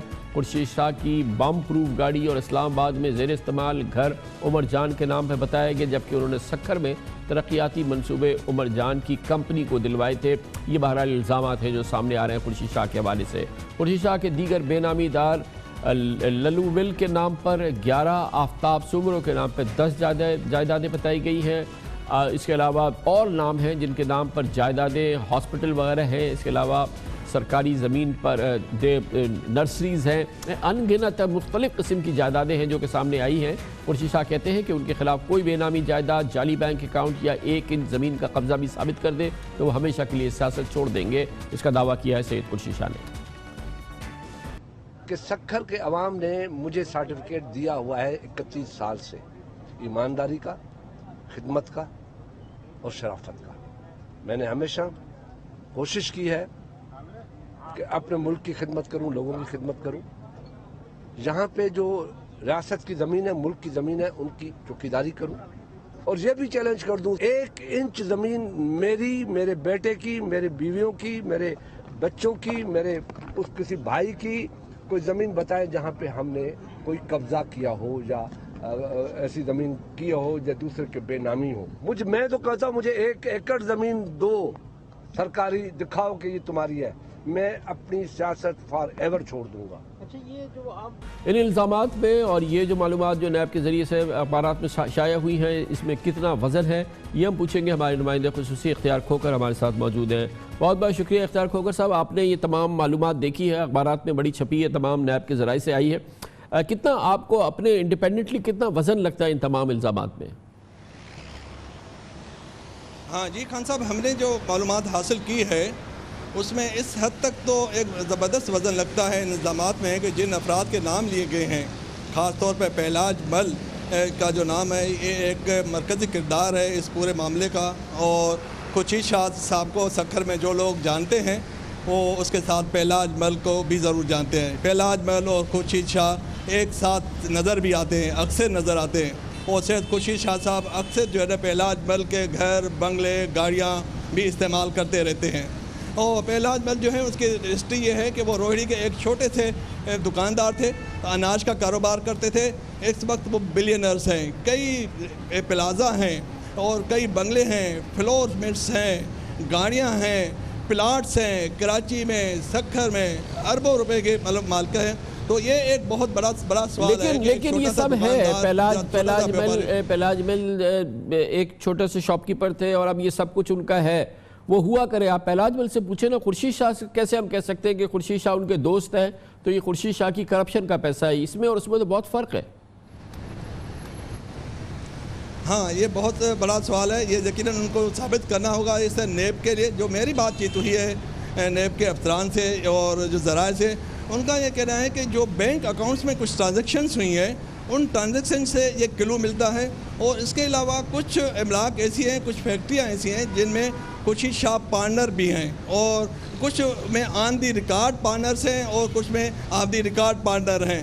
تو ان کا یہ کہنا ہے کہ یہ اس طرح سے مطلب ان کو کلو مل جائے گا جس کے ذریعے وہ سید خورشید شاہ تک پہنچ جائیں گے۔ اس کے علاوہ جو دوسرے افراد ہیں، ایک لڈو مل ہے، ایک اعجاز مل ہے۔ اعجاز مل ایک چھوٹا سا ملازم تھا سندھ اسمبلی کا، اس میں روہڑی میں لگایا گیا اس کو ٹی ایم او، اور اب وہ بڑا آدمی بن گیا ہے۔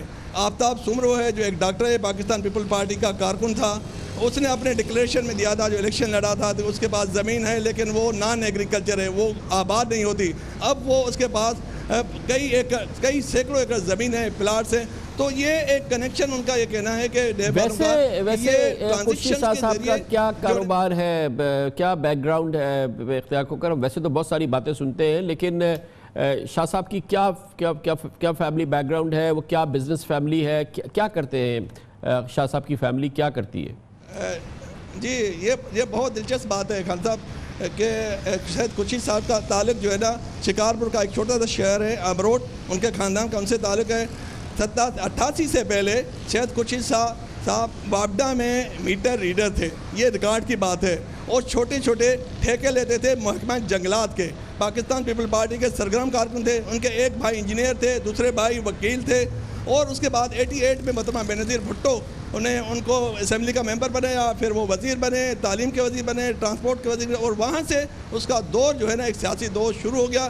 اب وہ اس نے اپنی ڈکلیریشن میں بتایا ہے کہ اس کے پاس 3.5 کروڑ روپے کی املاک ہے، لیکن وہ جو جس بم پروف گاڑی میں سفر کرتے ہیں وہ گاڑی 3.5 کروڑ روپے کی، جو بتایا جاتا ہے کہ عمر جان اینڈ کمپنی کی ہے، اور اس کا مالک اکرم خان جو ہے اس کو مطلب اس کا مالک ہے، اور جو اسلام آباد میں جس گھر میں رہتے ہیں اس کے لیے بھی یہ آیا ہے کہ وہ اکرم خان کا ہے، لیکن سید خورشید شاہ صاحب استعمال کرتے ہیں۔ یہ وہ کلوز ہے جو یقیناً سید خورشید شاہ کے لیے مسئلہ پیدا کر سکتے ہیں۔ کیا اس وقت نیب میں ان کے حوالے سے انکوائری ہے، انویسٹیگیشن ہے، سٹیٹس کیا ہے ان کے اگینسٹ جو کچھ بھی ہو رہا ہے؟ خان صاحب اس وقت نیب نے جو ہے نا یہ تو ایک انفارمیشن اکٹھے کی ہے، اور اس وقت یہ انویسٹیگیشن کے سٹیج پر ہے، یعنی کہ نیب کے جو چیئرمین ہیں بورڈ ہے، انہوں نے پچھلے ہفتے اپروول دی ہے کہ سید خورشید شاہ کے خلاف یہ انکوائری کے سٹیج پہ ہی صورتحال ہے۔ بہت بہت شکریہ اختیار کھوکر ہمارے ساتھ موجود ہے۔ یہ ہے خورشید شاہ صاحب کا معاملہ۔ اس کے علاوہ اب سید مراد علی شاہ بھی جعلی بینک اکاؤنٹس میں ویسے تو کیس میں نامزد ہیں. 2 ریفرنسز ہیں ان کے اس معاملے میں جو کہ بالکل میچور اسٹیٹ پر ہے، جبکہ ان کی دوہری شہریت سے کی جو حوالے سے نااہلی سے متعلق کیس جو ہے یہ بہت دلچسپ ڈیولپمنٹ ہے. یہ سپریم کورٹ نے انہیں اب شو کاز نوٹس بھی جاری کر دیا ہے، ان کو نوٹس ہو گیا ہے. درخواست گزار کے وکیل ہیں جناب حامد خان، انہوں نے عدالت میں دلائل دیے کہ سید مراد علی شاہ کے پاس پاکستان اور کینیڈا کی شہریت ہے. انہوں نے کینیڈا کی شہریت چھوڑنے سے متعلق الیکشن کمیشن میں کوئی ڈاکیومنٹ جمع نہیں کی اور غلط ڈیکلریشن پہ انہیں نااہل کیا جائے. یہ الزام ہے جو سامنے آیا ہے، یقیناً سنگین الزام ہے. ثابت ہوا تو جناب مراد علی شاہ کی اہلیت نااہل ہو جائیں گے، وہ پارلیمنٹ کے ممبر کی حیثیت سے چیف منسٹر پھر رہیں گے نہیں. یہ کیا معاملہ ہے یہ ہم پوچھتے ہیں. ہمارے ساتھ موجود ہیں پاکستان کے بہت ہی ممتاز سینئر قانون ہیں، سپریم کورٹ بار ایسوسی ایشن کے سربراہ بھی رہے ہیں اور اس کیس میں وہ جناب سید مراد علی شاہ کے خلاف پٹیشنر کے وکیل ہیں. بہت بہت شکریہ. کیا الزام ہے حامد خان صاحب مراد علی شاہ صاحب پر؟ دیکھیے کامران خان صاحب، یہ الزام کے خلاف یہ ہے کہ 2008 میں جو پہلا الیکشن انہوں نے ایم پی اے کا لڑا تھا اس وقت وہ ڈوئل نیشنل تھے، لیکن انہوں نے اپنے پیپرز میں اس کو ظاہر نہیں کیا. جب 2012 میں سپریم کورٹ کی ججمنٹ آئی جس میں انہوں نے کہا ہے کہ ڈیول نیشنلٹی والے پارلیمنٹ کے ممبر نہیں بن سکتے اور پروونشل اسمبلی کے ممبر نہیں بن سکتے، تو انہوں نے جب انہیں کہا گیا کہ آپ ڈیکلریشن داخل کریں کہ آپ ڈوئل نیشنل نہیں ہیں، تو انہوں نے اس وقت ریزائن کر دیا 2012 میں. اس کے بعد پھر ایک بائی الیکشن لڑا گیا 2013 کے شروع میں، اس میں انہوں نے لڑا، اس میں کامیاب ہوئے. اس وقت تک بھی وہ ڈوئل نیشنل تھے اور انہوں نے غلط ڈیکلریشن دیا کہ میں ڈسکوالیفائڈ نہیں ہوں آرٹیکل 62 اور 63 کے تحت. اس کے بعد پھر انہوں نے 2013 کا جو جنرل الیکشن تھا وہ اس میں بھی حصہ لیا، اس میں بھی نامینیشن پیپرز داخل کیے. اس وقت اعتراض کیا روشن علی بریرو میرے جو کلائنٹ تھے کہ یہ ڈوئل نیشنل ہے، وہ نہیں لڑ سکتے. اس وقت جو ریٹرننگ آفیسر تھا اس نے ان کو سن کے ڈکلیئر کیا کہ یہ صادق اور امین نہیں ہے، 62(1)(f) کی ان کے اوپر لگتی ہے. اور اس کے خلاف وہ جب گئے ہیں الیکشن ٹرائبونل کے سامنے، ٹرائبونل نے بھی اپ ہولڈ کیا، لیکن اس حد تک کہ وہ ڈوئل نیشنل نہیں ہے، 62(1)(f) نہیں کہا. اس کے خلاف پھر وہ سندھ ہائی کورٹ گئے. 3 ججوں کے بینچ نے وہ نیچے کے فیصلے ریورس کر کے ان کو ڈکلیئر کر دیا کہ چونکہ انہوں نے اپلائی کر دیا ہوا تھا 2012 کے اینڈ پر ڈوئل نیشنلٹی اپنی ریسنڈ کرنے کے لیے کینیڈین نیشنلٹی، تو اس لیے وہ ڈسکوالیفائڈ نہیں رہے، اب ڈوئل نیشنل نہیں رہے. یہ معاملہ پھر سپریم کورٹ گیا اور 2 مئی 2013 کو سپریم کورٹ نے سارے نیچے کا فیصلہ جو سندھ ہائی کورٹ کا تھا سیٹ اسائڈ کیا. انہوں نے کہا کہ ابھی تک بھی کوئی سرٹیفکیٹ جاری نہیں ہوا کینیڈین گورنمنٹ کی طرف سے کہ یہ ڈوئل نیشنل نہیں رہے یا کینیڈیا کی نیشنلٹی ان کی ختم ہو گئی ہے، لہٰذا ابھی بھی ڈوئل نیشنل ہے. لہٰذا انہوں نے 3 الیکشنز کے نامینیشن فارمز میں غلط ڈیکلریشن فائل کی ہے، لہٰذا یہ ڈسکوالیفائی ہوتے ہیں. اور 62(1)(f) جو صادق امین کے حوالے سے ہے اس میں یہ فال کرتے ہیں، اور جو ریٹرننگ آفیسر نے فیصلہ دیا تھا ان کے خلاف وہ بالکل درست ہے. تو پھر اس میں ابھی تک کوئی ایکشن کیوں نہیں ہوا؟ یہ بات اس طرح سے اس انداز سے کیوں سامنے نہیں آئی اور یہ اب معاملہ ایسے کیوں نہیں سامنے آیا جیسے اب آ رہا ہے؟ دیکھیے یہ کیسز تو ان کے خلاف چلتے ہی تھے، بڑے عرصے سے چل ہی رہے تھے. اب وہ اس میچورٹی کی سٹیج پر آئے ہیں. مطلب سندھ ہائی کورٹ میں یہ کیس بڑا عرصہ پینڈنگ رہا اور سندھ ہائی کورٹ نے ان کے حق میں فیصلہ کیا. جب وہ فیصلہ آیا اس کے بعد ہی ہم سپریم کورٹ میں جا سکتے تھے نا. یہ پچھلے سال کا فیصلہ ہے، اس کے خلاف ہم سپریم کورٹ میں گئے ہیں. اس سال جنوری میں وہ لیو گرانٹنگ آرڈر کے خلاف میرے خلاف آرڈر پاس ہوا، لیو گرانٹ نہیں ہوئی. پھر اس کے خلاف ریویو پٹیشن نے جنوری فیبروری میں دے کے اب کیس سنا گیا. لہٰذا اس میں کوئی بریک نہیں ہے. یہ لٹیگیشن جو ہے وہ برسہ دراز سے چلتی جا رہی ہے، یہ نہیں کہ بیچ میں کوئی بڑا لمبا گیپ آ گیا. اب بھی یہ نااہلی کا کیس بنتا ہے. پرے آپ کی یہی ہے؟ دیکھیے میں تو چونکہ میں یہ آرگیو یہ کر رہا ہوں کہ بنتا ہے، کیونکہ 2013 کے سپریم کورٹ کے ججمنٹ میں انہوں نے یہ نااہل ڈکلیئر کر دیا ہوا ہے. لہٰذا وہ سپریم کورٹ کی جو ججمنٹ ہے 2 मई 2013 की वो बाइंडिंग है और लाइफ लॉन्ग डिस्क्वालिफिकेशन उसमें आती है, इसलिए मैं समझता हूँ केस तो बनता है। और इसके बावजूद कि वो इंसिस्ट कर रहे हैं कि वो कैनेडियन सिटीज़नशिप अपनी सरेंडर कर चुके हैं, मुराद अली शाह साहब ये हर फोरम पे ये कह चुके हैं, कोर्ट्स में कह चुके हैं कि वो ये एक्चुअली सरेंडर कर चुके हैं, और ऑब्वियसली उन्होंने अपने तमाम जो नॉमिनेशन पेपर्स हैं उसमें वो उनका यही मौक़िफ़ है। देखिए 2018 में तो कर चुके थे, कोई शक नहीं, लेकिन 2013 की जो एक डिक्लेरेशन है, क्योंकि इसमें आइन में लिखा हुआ है कि अगर सादक और अमीन ना हों वो जो 62(1)(F) में, तो उस सूरत में वो क्वालिफ़िकेशन लैक करेंगे, लिहाजा वो एक दफ़ा डिक्लेरेशन आ गया। और उसमें बाद में जितनी भी जजमेंट्स आई हैं, जैसे कि जजमेंट आपके सामने है, नवाज़ शरीफ साहब वाली जजमेंट है, और भी कई सारी जजमेंट्स हैं, उन्होंने कहा ये डिस्क्वालिफ़िकेशन जो है एक दफ़ा 62(1)(F) के डिक्लेरेशन हो जाता है तो ये डिस्क्वालिफ़िकेशन लाइफ लॉन्ग होती है। इसमें मसला ये नहीं कि कब शहरियत छोड़ी उन्होंने, मसला ये है कि क्या इन्होंने उस वक्त गलत बयानी की थी, फॉल्स डिक्लेरेशन फ़ाइल किया था। और सुप्रीम कोर्ट ने कहा कि अगर कोई शख्स फॉल जानते बूझते हुए, ये भी पता होते हुए कि वो डुअल नेशनल है, डिक्लेरेशन ये फ़ाइल करता है कि मेरी डिस्क्वालिफ़िकेशन नहीं है, तो इसका मतलब है कि वो गलत बयानी करता है और फिर वो सादक अमीन नहीं रहता और वो डिस्क्वालिफ़िकेशन जो है। तो इस केस की कोई और नज़ीर मिलती है पैरेलल जो कि आप सबमिट करेंगे सुप्रीम कोर्ट में, कि कोई और केस जिसकी जहाँ पर इस किस्म का कोई फ़ैसला आ चुका हो? बहुत सारे केसेस में लाइफ लॉन्ग डिस्क्वालिफ़िकेशन हुई है, जैसे कि नवाज शरीफ वाले केस में लाइफ लॉन्ग डिस्क्वालिफ़िकेशन है, जहांगीर तरीन वाले केस में लाइफ लॉन्ग डिस्क्वालिफ़िकेशन है।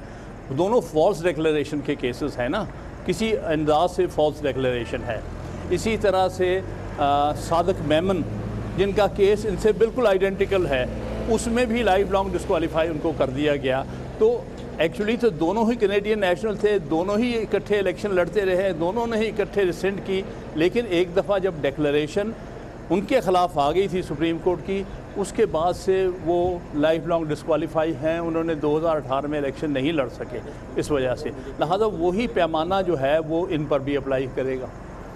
बहुत बहुत शुक्रिया जनाब हामिद ख़ान। मुश्किल में आ रहे हैं मुराद अली शाह और खुर्शीद शाह, दोनों के बारे में डिफरेंट किस्म की चीज़ें हैं, मगर पीपल्स पार्टी के नज़दीक मज़ीद मुश्किलात सामने आ सकती हैं। उनके सिंध असम्बली के स्पीकर आगा सिराज दुरानी पहले ही नैब के केस में गिरफ़्तार हैं। खुर्शीद अली शाह के हवाले से नैब की कार्रवाई जारी है, बहुत ही सुरत से वो कार्रवाई जारी है, और मुराद अली शाह के ख़िलाफ़ भी नैब की कार्रवाई है, बहुत ही फाइनल स्टेज के अंदर है, मगर अब उनके सामने ये दोहरी शहरियत का मामला भी सामने आ गया है जो कि सुप्रीम कोर्ट में मौजूद है। इसके साथ ही हमारे आज के प्रोग्राम का इख्तिताम होता है। कल आपसे फिर मुलाकात होगी इंशाअल्लाह। कल तक के लिए कामरान खान को इजाज़त। अल्लाह हाफ़िज़ Nasir.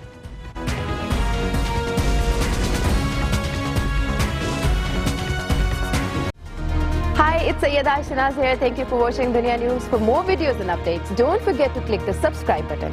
Keep watching Dunya News.